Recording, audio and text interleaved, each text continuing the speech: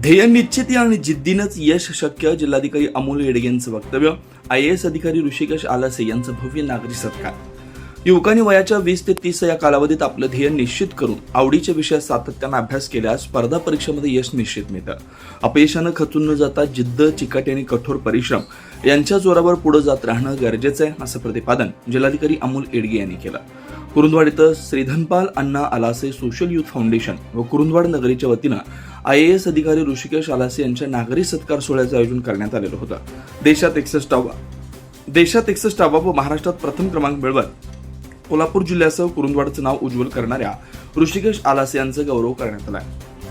येडगे म्हणाले, ऋषिकेश आलासे यांच्या जिद्द आणि परिश्रमामुळे हे यश मिळालंय.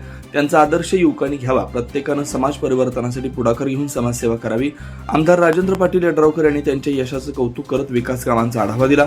भालचंद्र थिएटर पुनर्जीवन व घाट परिसर सुशोभीकरणासाठी प्रयत्न सुरू असल्याचं त्यांनी सांगितलं.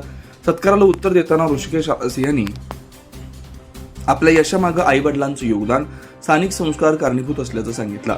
नगराध्यक्ष मनीषा डांगे यांनी युवकांनी त्यांच्या यशातून प्रेरणा घ्यावी असं आवाहन केलं.